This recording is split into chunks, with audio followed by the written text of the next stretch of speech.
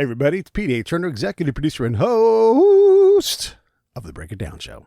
Hey, thanks everybody for coming in and listening. I really appreciate it. You know, I like to plug the show, and I'm trying to plug some of the things that we're doing. So you can always go, and this is my preference, go to YouTube and watch there. You can watch the live ones. You can watch the regular shows. Look, I love when you listen on the podcast side. If you're on Spotify, I love it. I love it. Wherever you're listening is totally fine. But if you want to know how to support, YouTube is my preferred place. If you want to do something else, but you want to listen to Spotify, great. Go to breakitdownshow.com just for 5 minutes. And then hit that PayPal button. It's one of the top buttons you can see on the page. And then go there. And this is like Patreon, right? Like, hey, Pete, you should do Patreon. Okay, I'm doing Patreon, but I don't need Patreon. They take a big bite and they promote other shows above mine. So let's not do Patreon. Let's do you and me. And would you take me out to lunch? Would you buy me a beer? If I was in your town, would you buy me a beer? Come on, you know you would. We'd do shots or whatever it is, right? We'd have a good time. Put that money for a shot in my pocket, and I will put that into the show, and we will make the show even bigger and better. There are some really big things I'm trying to finance, and these things, the people that already do this are so fantastic. You guys all know who you are. Tony and Brian, and oh my God, there's so many people. Anyhow, I appreciate all of you who do this. Raquel has done it. Thank you. Bob has done it. Listen, that is a great way to support the show. Listen, if you're going to do subscription, I don't care what channel you listen on. Just do the subscription thing, and that really helps me. Okay. And again, just breakitdownshow.com, top link, boom, hit the PayPal button, put the money in there. Then you don't have to do Amazon. You don't have to do anything else. Like that, $5, $10, $20, whatever it is when you put in there each month, that will be a big help. All right. Sons of Valor is the new series coming from Andrews and Wilson, Brian and Jeff. I always got to slow down when I say their names. I want to get them right. And they're friends of mine. I love these guys, and they are great. You know, I'm going to feature a bunch of military thriller writers because for years it was, WEB Griffin, Ludlum, Clancy, all these guys, but none of those guys served. So now we have guys that have served, that have done it, that have had the weapons in their hand, that have chased the bad guys, and now they're writing the thrillers. And this is exciting. So we had Jack Harr on recently.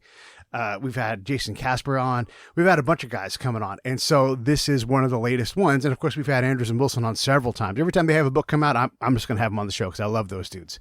So this is a branch off series from their Tier 1 series called Sons of Valor. It's a new one. And these guys are cranking out 3 to 4 books a year. So if you love that kind of, if you love that genre of book, what else can I tell you? Here it is. So go ahead and get it. This is a really fun show. We don't talk a whole lot about the books. I like to talk about the guys and what they're doing. They write as a tandem. I think it's really cool. They have realism, and they're expanding the stories to give you more meat, the more nuts and bolts of their relationships with these guys, and I think you'll really dig it. All right, one more thing to say here. Save the Brave, savethebrave.org. That's how you can support us in the charity. You know we work hard. That's what we do. And so Save the Brave is what I ask you to help us with. Savethebrave.org. So many. Hey, listen, if you're in your town, you're like, hey, Pete, our town wants to do something. We support veterans. We want to get you guys to stop killing yourselves. How can we help? Let's do it. We'll find an event. We'll find something that we can do, and we'll come out. We'll support by you guys help. We'll come out and support you guys supporting us, is what I'm trying to say. All right, one more thing to say. Here come Andrews and Wilson. Lions Rock Productions. This is Jay Moore. This is Greg Cruz. This is Bryce Vine. This is Dexter from The Offspring. This is Nathan This East. is Sebastian Younger. This is Daryl. This is Stuart Copeland. This is Mick Gillette. This is Andy Summers. This is Dr. Bob Greenberg. This is Gabby Reese. This is Rob Bell. Hey, this is John Leon Guerrero. Hey, and this is Pete A. Turner. And Yep. Now, hey, go. And hey, I'm it's Brian Andrews. And I'm Jeff Wilson. And you're watching the amazing Break It Down show with Pete Turner. And now, the Break It Down Show with John Leon Guerrero and Pete A. Turner. It is amazing, man, and I love you guys. I love having you on the show. That means that you guys are working and cranking out books, which is what you guys do for a living. By the way, check out where I am. I'm in the northern coast of Northern California. Not like San Francisco, but way up yonder, up back in logging country and weed country.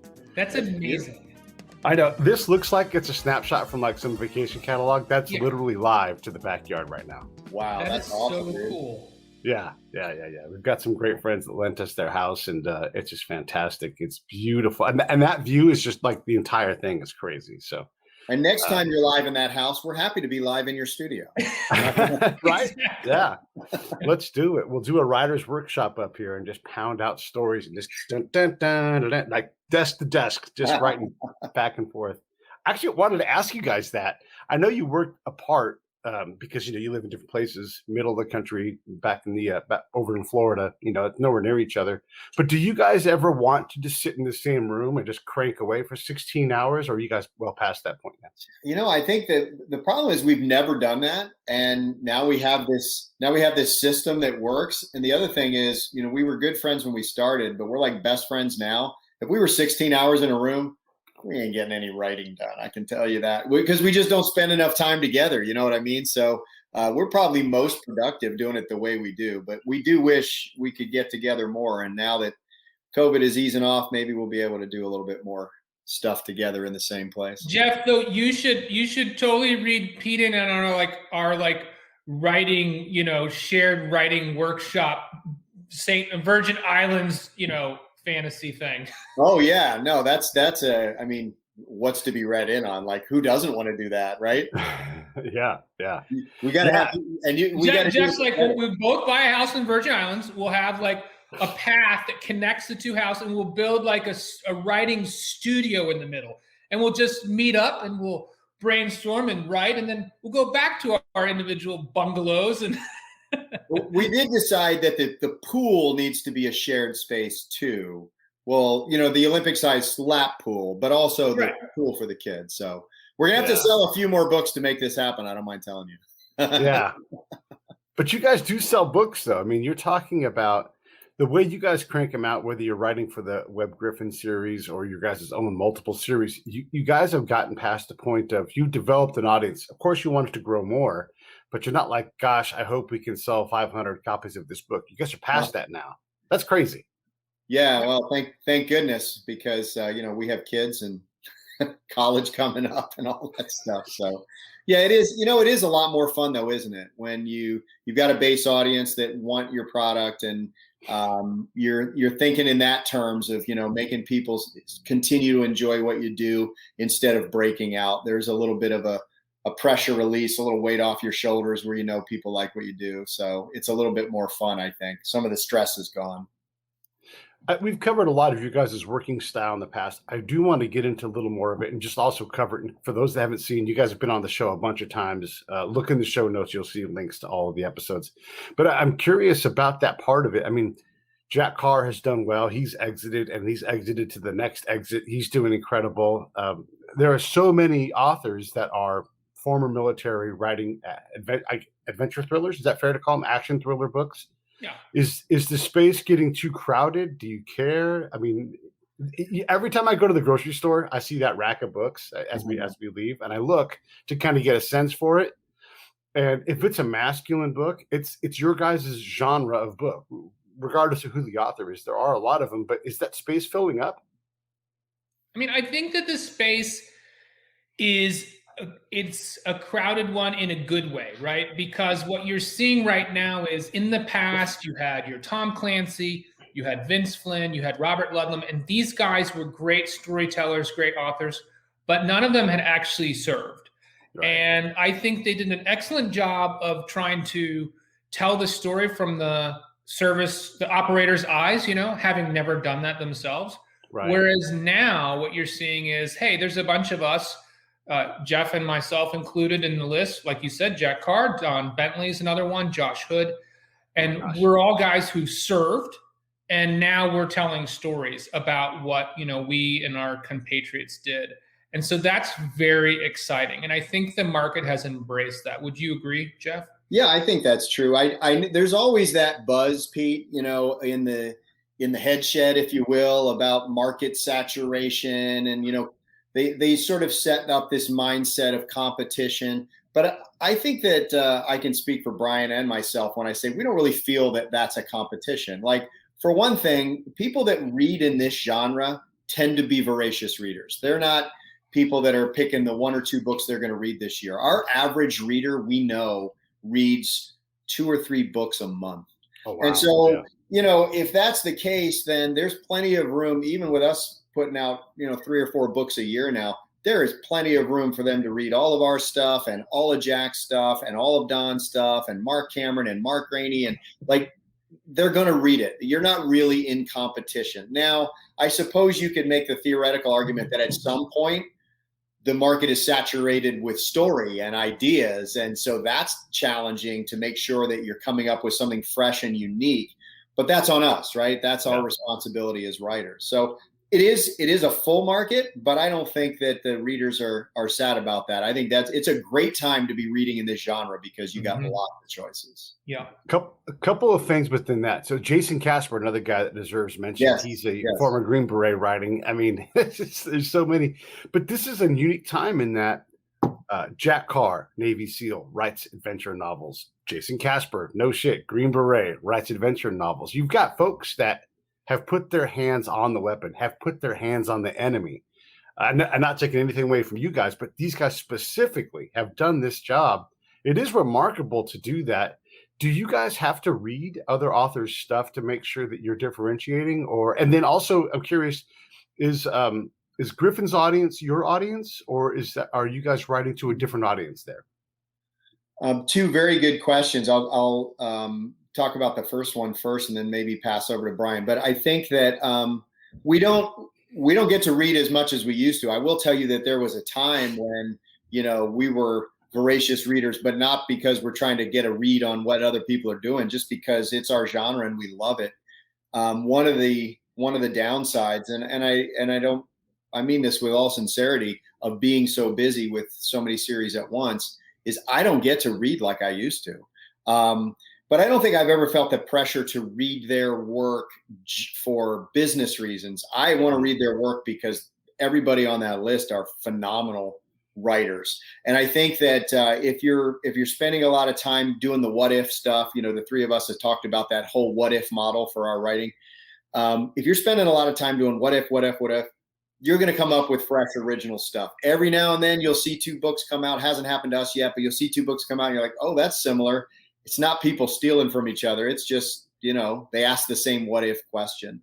So I don't think there's a pressure to do it, but I wish I could do it more. I can tell you that. Go ahead. I was just gonna dovetail onto that. I think that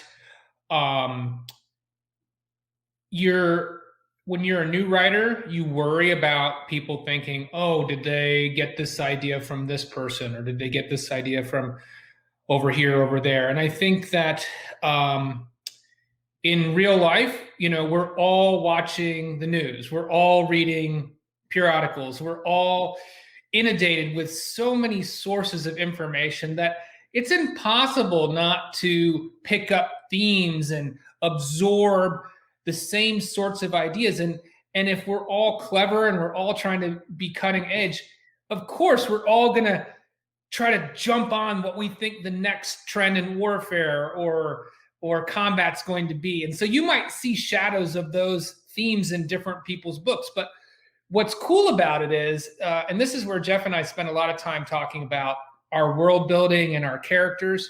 If you build a robust cast of characters and they feel real, and it feels like every time you pick up that book, you're going into their lives, well, we're just one sliver.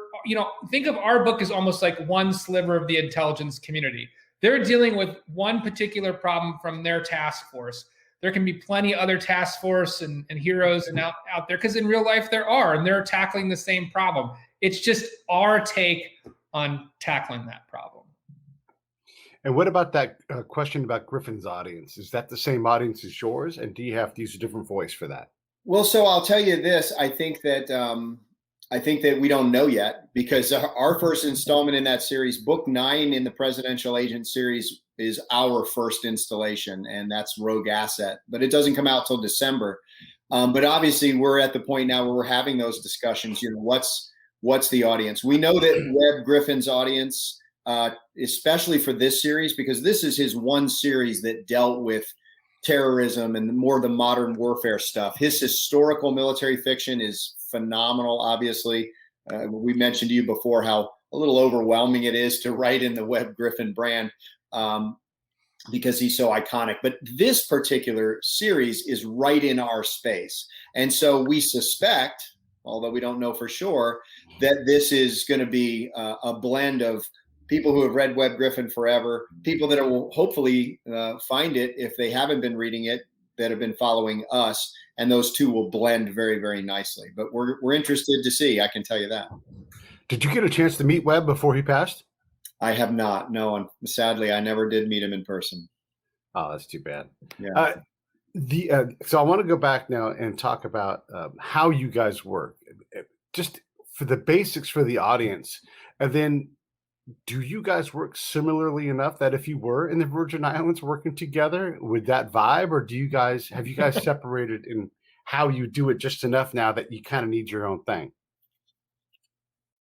Well, do you want us to go into our method a little bit? Like Yeah, sure. Kind of like because two dudes writing books and you live, 1,500 miles apart. Help us understand that. And then, are you too different to actually work in the same room together?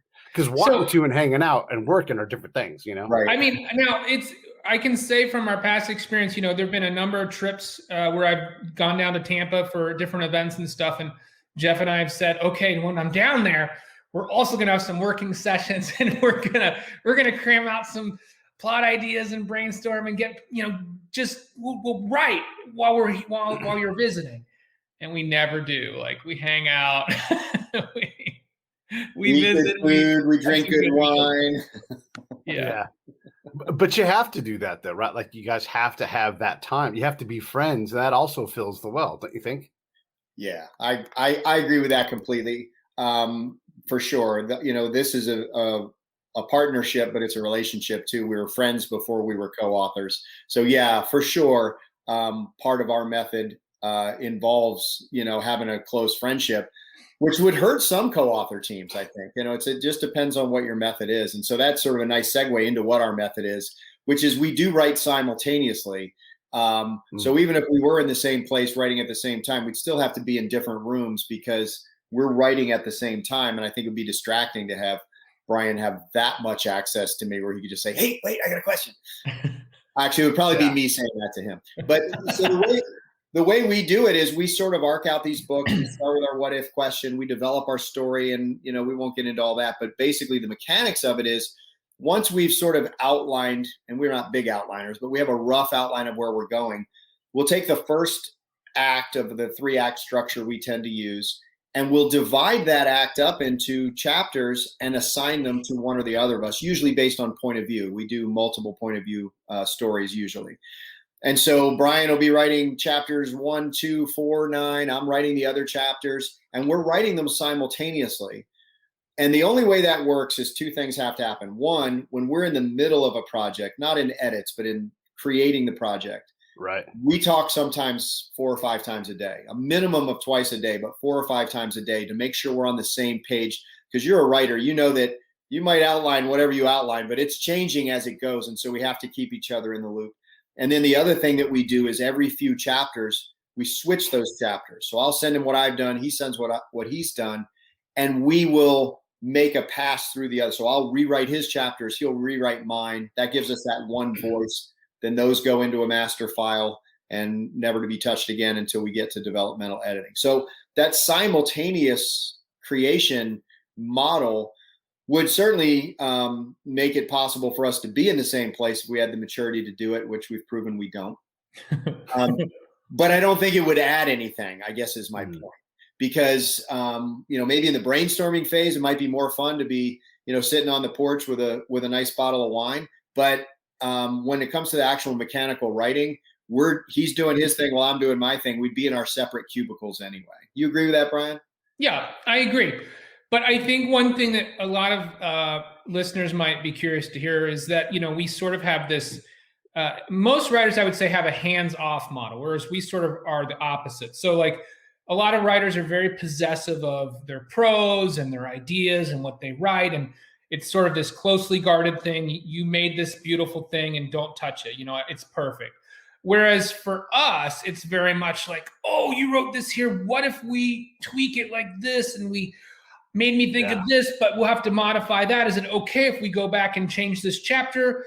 We need to change what you did, but it could be better. Oh yeah, that's fine. And so it's this constant tweaking. And it's like we're both painters and we're painting on the same canvas at the same time. And he's allowed to sort of paint on mine and I'm allowed to paint on his side. And if we didn't work that way, if it wasn't a free for all, everything's fair game for edits and change, I don't think the process would be as effective. And that's hard though. And Pete, you can relate to this better than most people, because that military background, working in the intelligence community, you know what it is to truly be a team. Ego has got to be put aside. It's team before self. It's mission before self. If you're able to do that, you can be successful in that space. And we've applied that and our backgrounds in that to this writing process. It sounds like something you just say on an interview, but there really is no ego. And you know enough writers to know that's hard to imagine, but there's really no ego involved in our process. You know, we are totally a team. The product is ours. It's Andrews and Wilson. That's our brand. And so there's no personal individual ownership, and that's what makes it work. This is a great point, and I want to spend a minute in this part of the ego thing, and then also talk about some tactic things. So, like the spy game, right? It's an ego-driven thing. I have to win this conversation. I have to go out and do these things. I have to be focused on my mission the whole time, and yet you have to surrender ego to actually accomplish it. You have to build trust with the person you're working with, and all these other things. So it's this balance of, like, you have to have a strong ego and be cocky and know that you can go into this impossible situation, walk out alive with the information. But if you're too cocky, you will overwhelm the conversation, and you'll get played. Because if you give me the advantage of you having a strong ego, I will win. It's like a keto, right? Like, I'll take all your energy and I'll do that. Right. And so, and this brings me to the other part of this conversation is because there are so many of you guys that are out there that have military backgrounds. You all know, like, my ability to talk about intel and collection. There's really very few people that can talk at that level. So when you're writing it, you have access to me. You could say, "Hey, Pete, how does this feel? What would you change?" And, you know, I might tweet. And we're talking minor tweaks, everybody. We're not talking like I'm telling you, you've done it all wrong. It's not like that. But Jack Carr said a really interesting thing. I was asking him, I said, okay, you have all these detailed fight scenes, like he's got the Kershaw knife and he jams it between his ulnar and his radius and he twists it. And then he comes up, you know, and very, very specific. He's like, oh, yeah. One of my guys who trains the teams, he puts on the gear, the exact gear the guy's wearing. He grabs the knife and he goes through and he pantomimes the fight scene and he films it. And Jack watches it and just like, and he writes it out as the guy does it. And so we have access to these guys. One of my former commanders, he commanded, if you can do this, he commanded a whole company full of counterintelligence agents. His brother is 35, I think, year Secret Service guy who's worked on the presidential detail for, I don't know, over a decade, right? So we have access to these people. Do you guys use these very knowledgeable sources to improve what you do? And then also bring that ego thing back in, because there has to be times when you have to smash your ego down, but also in your guys' case, probably bring it up so that you are accounting for how good you wrote a sentence. Like, I have to fight for this sentence. This is a great line. Let's build the chapter around this whole thing.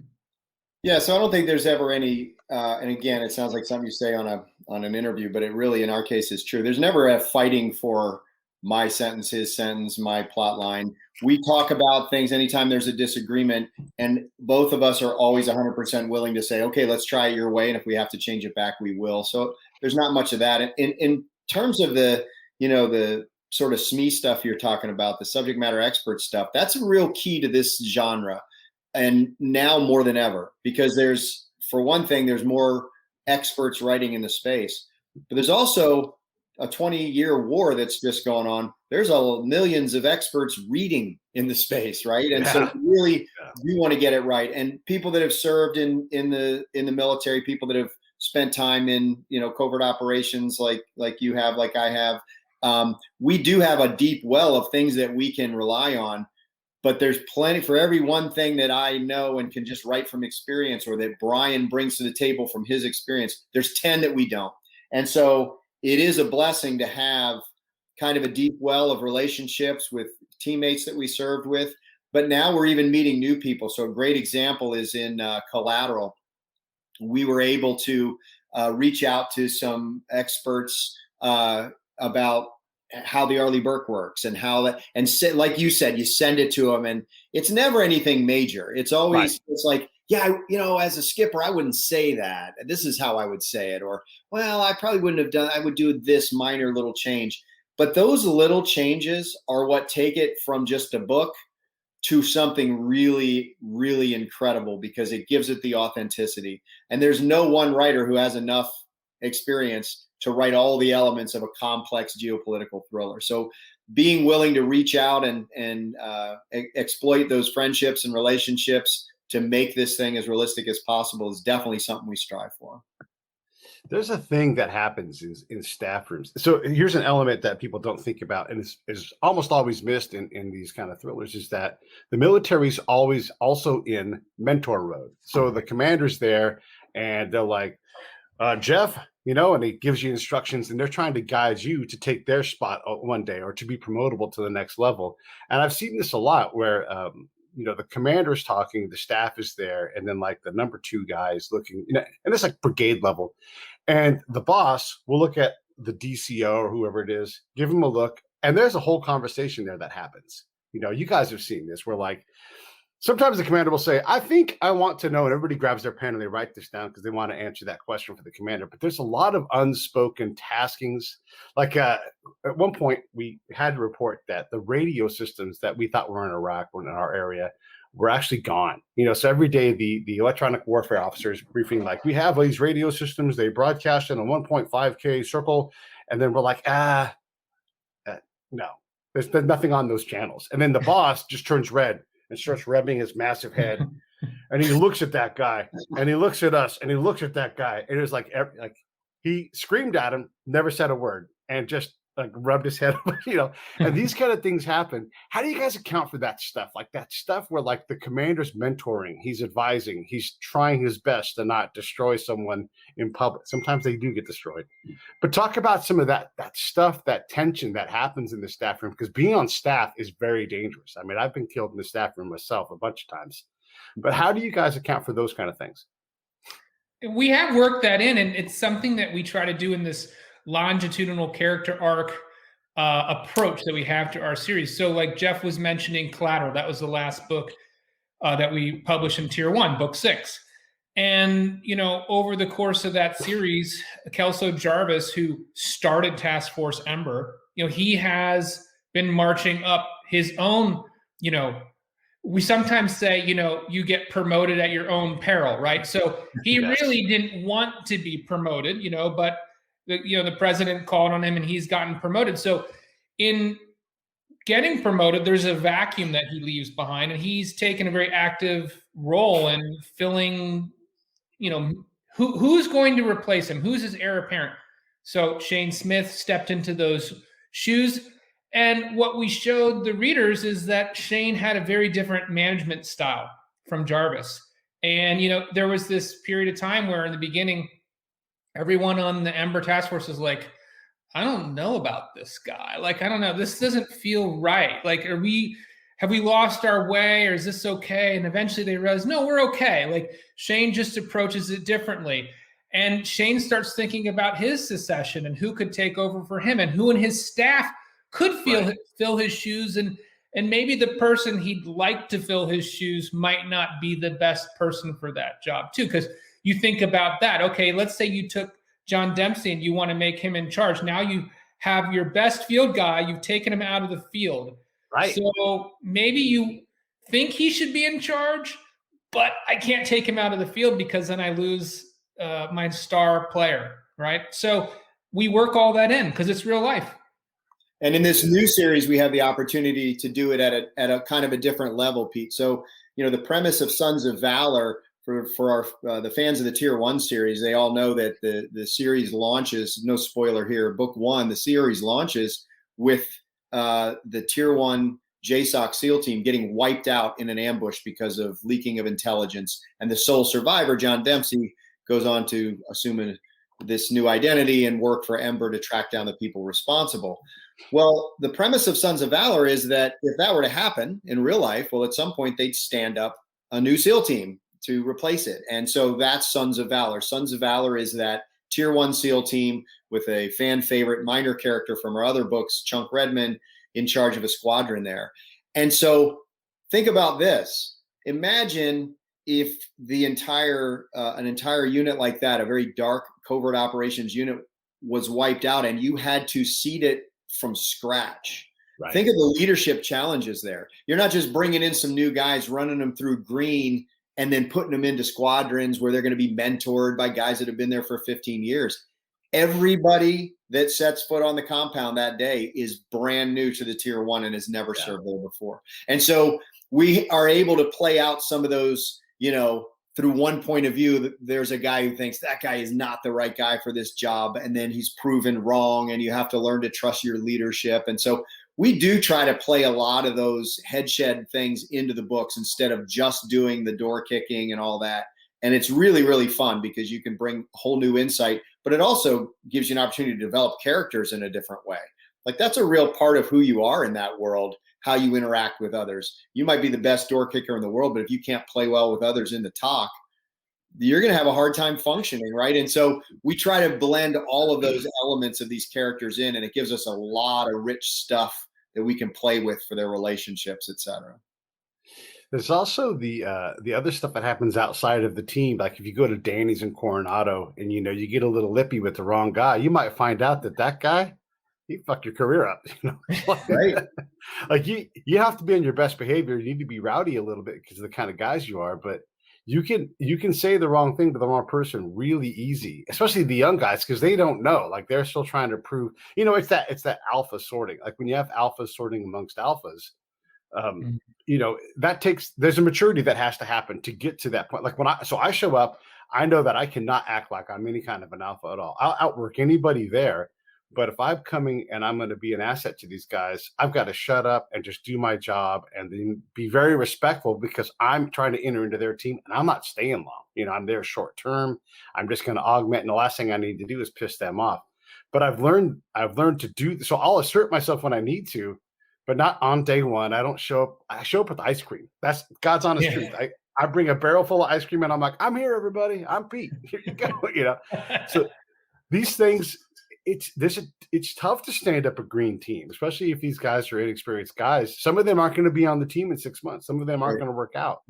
They might go to another team and do well, but that's a hard challenge right there. Yeah, and this afforded us another opportunity that we don't have in Tier 1. In Tier 1, this Ember unit they are a deep, dark group of a small group of people who are living in a knock indefinitely. So that's fun, but it doesn't give you, and you can play their relationships. And the people that have read the Tier 1 have seen a tremendous evolution in Lizzie Grimes, for example, who she was in book 1 and who she is now.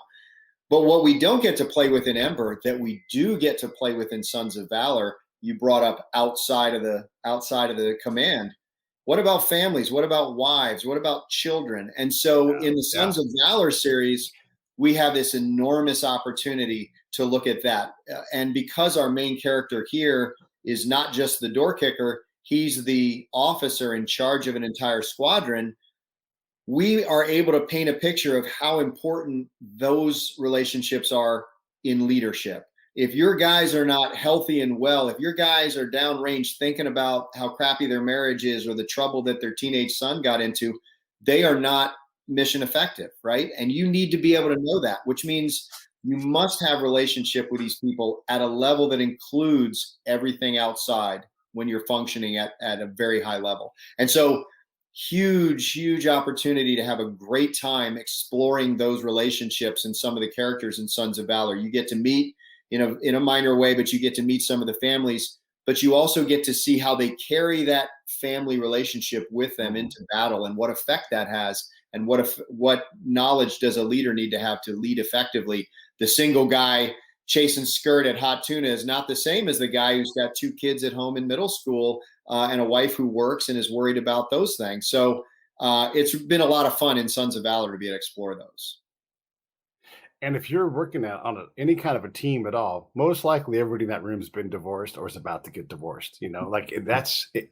It's just a fact of life, and there are occasionally people that survive that, but they're not the norm. I mean, and so there's a lot of family chaos going on a team at any point in time. I mean, any point in time.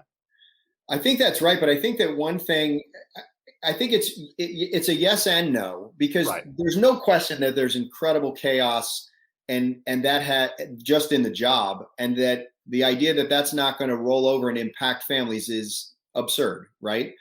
But what my experience was, as you know, I spent some time working in a team at that level. And what struck me is how not like CBS SEAL Team it is. Like, great show, but every relationship on that show is in peril every week, right? They're all either divorced or their marriage is hanging on by a thread. And my experience was strikingly the other way. I'm not saying there wasn't a high divorce rate, there was. But by the time you get to the tier 1 units, those guys have been doing this for 10 years. Some of them have been there for 15 years. Their marriages are a little older, a little more mature. They've already weathered the storm.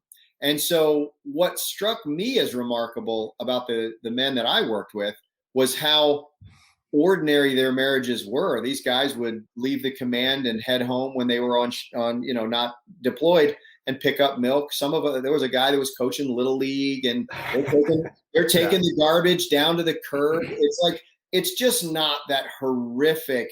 Every marriage is in peril that you see in TV and film. And one thing is that's refreshing, but the other thing is it gives you even more opportunity as a writer to flesh those out. Let's contrast. What is this guy doing right in his job that allows his marriage to be healthy versus this other guy? And so that's a fun character thing for us.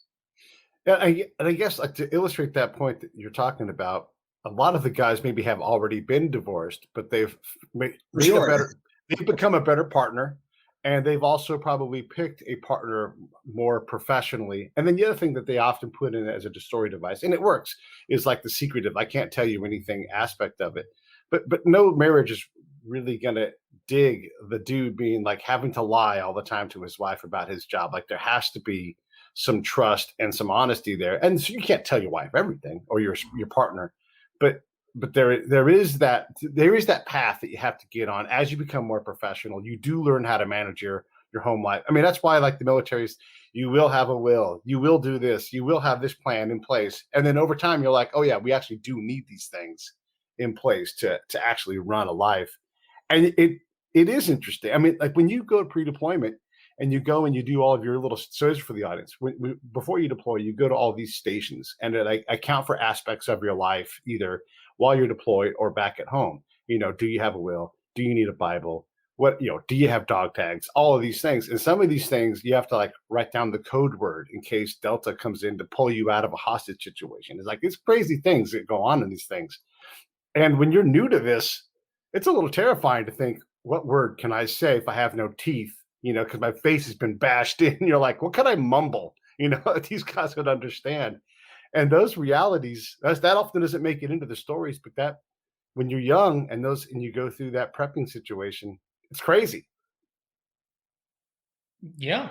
And you also have to have a lot of faith. And like Jess said, if you have a partner who is prepared to handle long periods of your absence. I mean, when I would deploy on the submarine, I knew that, the first mission is going to be, 75 to 80 days, and we're not going to communicate at all, zero, Right. So that's 3 months. I had to be very confident that my wife could handle anything that life and nature threw at her. Right. And for me, I don't know if Jeff and I've talked a whole lot about this, but I mean, my approach was, I can't do anything about it, so I'm just not going to worry about it. So I just tucked it back in my mind, and I said, took sort of maybe the unrealistic, happy approach of whatever comes her way, she's got it. I'm just going to concentrate on myself and the mission, what I have to do, and hope that when we finally get to come up and email downloads and I hear from her,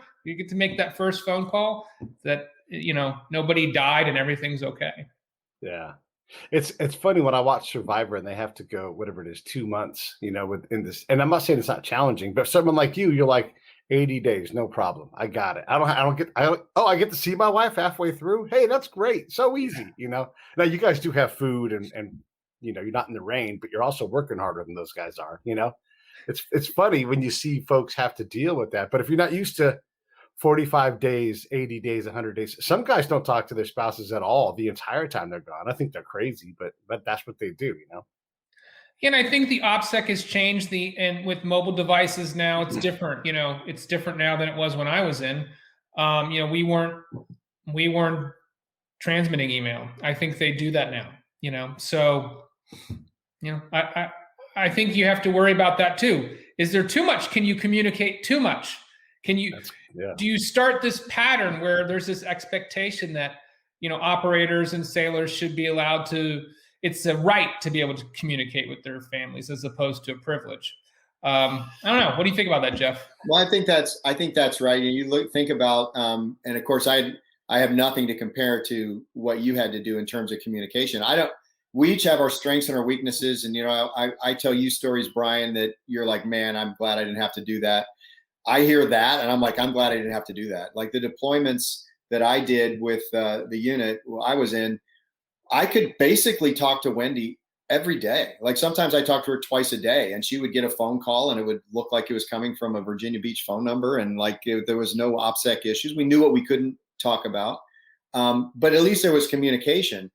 But one thing is like you're suggesting, the expectation that I, as a sailor, have that right. That's probably a real thing. Maybe not at that level of service, when you start getting into tier 1 units, and these guys have got some maturation and stuff. But there's also the impact that has on the family. So I can tell you, without telling you the story and all the details, there was a time when, I had been down for probably, I don't know, a month or so. We had talked every day, a couple times, twice a day. We're working mostly at night. So, just about the time we'd roll back in, it was a great time to talk to her with the time difference. She's, getting ready. So then something happened that we were, zero comms for 3 days doing something in a different place where we just didn't have any communications. She got no heads up about that. Now, for a guy that's only calling home once a week from some fob with the Army way out in the West, they would just shrug it off. But she's like, well, I talk to him every day. Something horrible must have happened. Like the most stressful part of the deployment was just that. I didn't talk to him for a couple of days. I didn't know that was going to happen. And it drove her insane. So I think that in addition to the impact it has on the service member, you can't underestimate the impact that you could be setting up for the family member who, gosh, if I haven't talked to him in 3 days and I usually talk to him every 24 hours, he's obviously something horrible's happened. So yeah, there's good and bad to everything, I guess, right?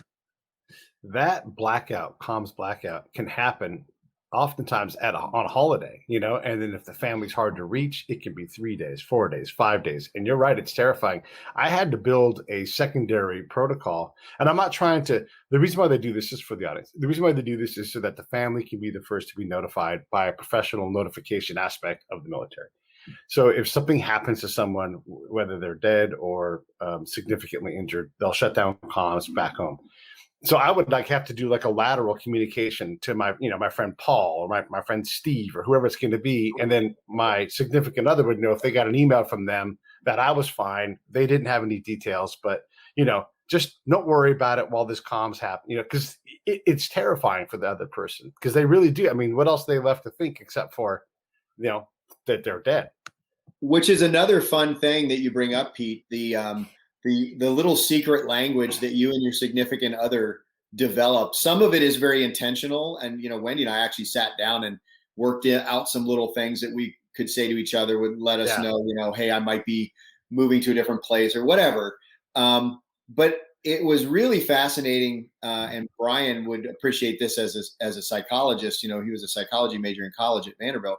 A lot of it that developed over time is very unconscious. Like, there are certain things that she would say or I would say that we knew what we were really saying without saying it, and we didn't plan it, we didn't design it, and you just develop this entire secret code of language to communicate and keep OPSEC intact, but still be able to let them know what you're doing and that you're okay, or that you might be gone for a bit or whatever.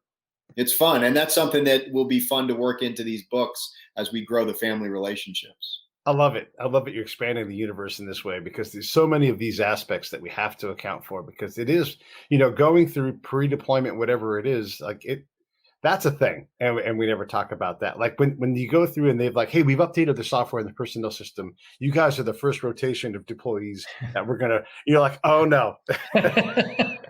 Here goes 20 hours of sitting in chairs and then doing that, da-dunk, anybody listening, listen, if you're watching on Facebook, that's great. I love it. Do that. Continue to do it. But YouTube's my favorite place. So if you're going to listen to the Break It Down show, YouTube, hit subscribe, hit the reminder bell, and you'll always get notified. We're also putting out shorter episodes that come from the longer thing, because we found that people like those a lot. So you'll see that. And also, I'll put it on the link. If you want to get the spy shirts, you can get those. Just go to that link and order them there. Most of them should be delivering the next week or so. If you guys want to get Sons of Valor, go to Amazon. There's the link there. And within there, you can go out to all of the Andrews and Wilson's books. You can just use that link. That will help us out. We appreciate that. Let's talk specifically about Sons of Valor in a little more detail. I don't want to give the story away, but what created look, you guys work so much. Why do you need to create a whole new team, a whole new series? Part of it is we just can't help ourselves. So, if we could have like the Andrews and Wilson, if we could be like the Marvel Cinematic Universe where we have this whole, giant sphere of military characters and stories, that would be great. So, I think that it's that once you get to know these characters, like Jeff said, Chunk was a supporting character. He popped in and out of other series. But we started to care about the guy, and we started to ask questions like, what would his unit look like? What would it be like to operate under Chunk? And, Chunk is an interesting character from a storytelling standpoint too. He's not somebody I think we could have written right out of the gate. We needed to have a half dozen plus books under our belt before I think we had the writing chops to tell Chunk's story. And here is why. Okay. So many of our heroes sort of follow this very prototypical mold of, okay, he's a loner, but he has to do the right thing. He's got tragedy in his backstory. He's got demons he has to manage, but he carries the weight of the world on his shoulders, and you can count on him to do the right thing.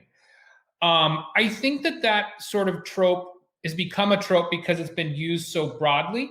But it is appealing because, the readers want to know, well, what drives this guy? Despite all the pain in his heart, why does he keep going? Chunk doesn't have a tragic backstory. He doesn't have a whole bunch of skeletons in the closet. He is carrying the weight of his team on his shoulders. But like Jeff said, this is a guy who's got his shit together. He's highly functioning. He's highly motivated. And his only major flaw is that he's all in.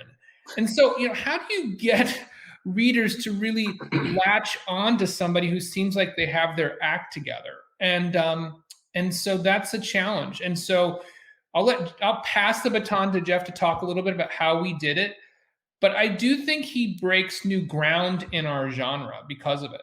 And as a result, we had to be highly intentional about how we do it, because we knew we were sort of breaking the mold that we know works. Like, look at John Dempsey. Like, we've been hugely successful in tier 1 because John Dempsey fits that mold perfectly, right?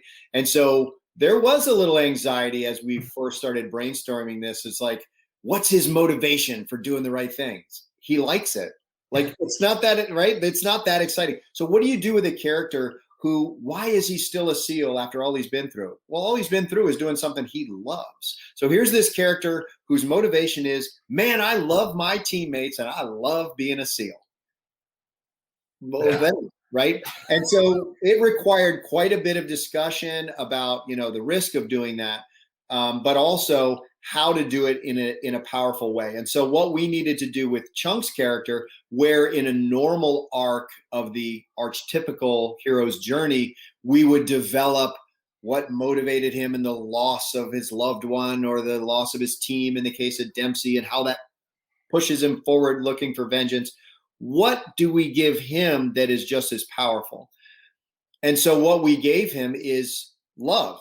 We gave him a deep love of what he does and a deep love of his teammates.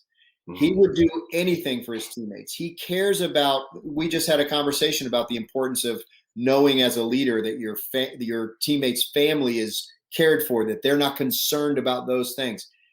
Chunk functions at the highest level in that regard to leadership. And so that was really fun to be able to grow him, that his motivation is his men. He is totally motivated by doing the job he loves and making sure that he brings his team home and protects them and their families. And so that was really, really cool. And like I said, when we started out, there was a little trepidation. Can we make it work? We probably weren't even a third of the way into the first draft of the first book before it became obvious it was going to work really well. But the way to make it work was to surround him with some interesting characters. And we needed to do something that was a little bit different. And here, what we did that was different was we said, where are we now? If Chunk is standing up this tier 1 unit and, this isn't 2002, we're 2021 now. This is a war that's been going on so long that he's got skills under his command that weren't old enough to remember 9/11, right? They were 4 or 5 years old. What's that like? And that's not really our generation, right? Like, we all remember exactly where we were on 9/11, but now we have this new generation. And so the idea here is that we have this new generation of operators who don't bring 9/11 to the battlefield with them like we all did, but they still have patriotism, passionate love for country, love for their teammates. They fight for the guy standing beside them. So what does that new generation look like? But here's the part that was really fun. What does the new generation of antagonists, of the new generation of terrorists? Right. We now have this generation of terrorists who are fighting because when they were 3, they remember their dad fighting with the Taliban or fighting with Al-Qaeda, but they're tech savvy, they're multilingual, they're educated. Yep. This is a whole new threat. And as you know full well, Pete, this is something talked about in the real world, in intelligence circles and in special operations circles every single day. This is not the Al-Qaeda of 2006. Nope. It's just not. So what would that look like? And so in this book, we were able to suggest, we focused on technology for the first book. What if, seeing how successful we are with standoff weapons in fighting the war on terror in Afghanistan and in Yemen and all these places, the terrorists were say, well, screw that. We want that advantage too. What if a group of highly educated multilingual terrorists could get their hands on their own drone technology and really be able to control it? What would that look like? And how would our good guys respond? So I don't want to give away too much more of the story than that, but that's sort of the launch what if question that we asked here, and then built these cast of characters around that. It always struck me how inexpensively you could entirely smash the American army. Like you take 70-year-old bombs, bury them in the dirt, and then everything comes to a grinding halt. Millions of dollars of degrees at the headquarters, all looking at screens going, what do we do now? And it's archaic old stuff that they're not even going to use, but just because they put it there, the system is circumvented by these things. And you're right. Like, we want to be global, but if you have someone who's determined and patient, they have all the advantage of picking their time and making their move whenever they want. And they can be completely ingrained. I mean, we talked about the Chinese are like the Russians of the 80s. The Chinese, like, they're in our colleges, they're on programs before they're even classified. So they're in ahead of time and everything's being flooded out. And there's a lot of truth to these things. But these are these stories that you're talking about. It's a fascinating time to think about what's next, because we're desperate to go fight the Russians in the Crimea, but that's not really how things go. Like the Taliban, I would have to convince the commanders I worked with, Taliban's not going to line up in front of you. Chase them all you want, but they don't have a battle standard. There's no guy with a sword. You're not going to, have them surrender. You're not going to send them a letter via, white flag. It's just not going to happen. You're going to have to onesie twosies kill these guys, and they're just not going to cooperate. But they are going to kick your ass, though. Which brings another really interesting question that we tried to incorporate into the book is, would this new generation, the son of the Taliban, the son of Al-Qaeda, not only will their technology and utilization of technology, social media and all that be different, but might their motivations be different? Might they might their politics be different? Might they not say, you know what, we got to stop killing fellow Muslims and focus on the real enemy, which is the great Satan across the pond? And so that was sort of a fun thing to have this new generation of terrorists come to life, in that they have learned lessons from the mistakes of their fathers, just like we have, which is what you're referring to. So it was fun to be able to play both sides of that and show an evolution of both antagonists and protagonists in this war on terror. Yeah, that's really neat. I mean, I think about guys like Clayton Christensen, who's not with us anymore, but he was, the expert, the PhD on disruption. How do you disrupt the system? You just go take the class from that guy, and all of a sudden you apply it to your model that you're trying to attack, and it's like you're not intended for that purpose, but it could be used for that purpose. We very much have taken the strategy of we like an asymmetric battle space, right? And so that has been our model of operation: is be asymmetric, dominate all spheres, and keep your enemy sort of backed into a corner. And if you become really reliant on these advantages, the minute, like you said, Pete, if you throw sand in the gears and those gears stop turning, what happens? And that really is, like Jeff said, that's what we did in Sons of Valor. We said, what if, this technological advantage that we had through combat drones, what happens if you give one to the bad guys? Yeah. What happens if they can fly it? What happens if they figure out a way to use your own technology against you? It's interesting. We have to be ready for it. Right. The complacency, the arrogance that comes from complacency becomes a part of that too, right? Mm-hmm. Like we've been hunting down sheep herders in the Hindu Kush so long that we're like, well, they're just they're heavily armed, tactically proficient sheep herders in the Hindu Kush. We don't even worry that much about our operational security of our own drone technology, perhaps like we should. And maybe that's something we should think about. And so we try to introduce that theme too, that sometimes it's your own hubris that can be your greatest enemy as your enemy evolves. And so we try to address that idea of technological and ideological complacency and how dangerous it can be. You think about, so the other day we were looking up at the sky as meteor shower is going to come around, and we saw all of a sudden these lights zipping across the sky. I'm like, what the heck is that? And then we finally figured out it's the SpaceX, low orbit communication satellite. And I thought, that's so cool that we're in this time. And then I thought, oh my gosh, you could go online, order whatever you wanted, and Amazon is desperate to get it to you in 24 hours or less, no matter where you are in the world. I mean, 10 years from now, anybody can order anything and have it go anywhere, with our own network of delivery and satellite, someone who's off in some part of Yemen. And all of a sudden you're like, bam, there's a Wilson or Andrews and Wilson book on their shelf, in one day, or a drone. Or a drone. So these are great devices that I love that you guys are using. And I also love the fact that, and I know you guys do this kind of thing, take like two characters like myself and Johnny Walker.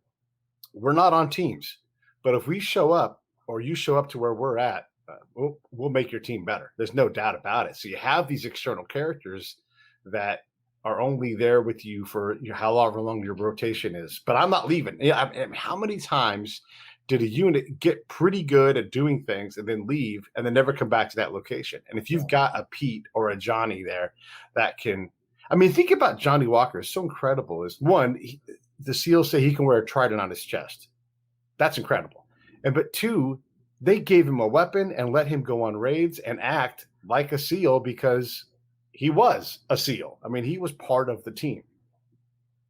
Yeah, he definitely earned it. And that's something that's fun to play with too, is those, what we think of as background characters can come really forward in a good novel. And so I'll let Brian talk a little bit more about this, but I think our readers are going to love Whitney Watts. I think that, she is our solution to that, how do you make it more interesting by diversifying your cast of characters and showing how important the multiple levels are. So Brian, there you go. Whitney Watts. Yeah, no, Whitney Watts she's our CIA analyst who gets picked up by the tier 1. So she's now she's heading their N2 shop for Chunk's team. And she's our first female millennial character. And she's different than anybody that we've ever written. And we said, okay, she's not Lizzie Grimes. She's nothing like Lizzie Grimes. She comes from a completely different background, completely different space.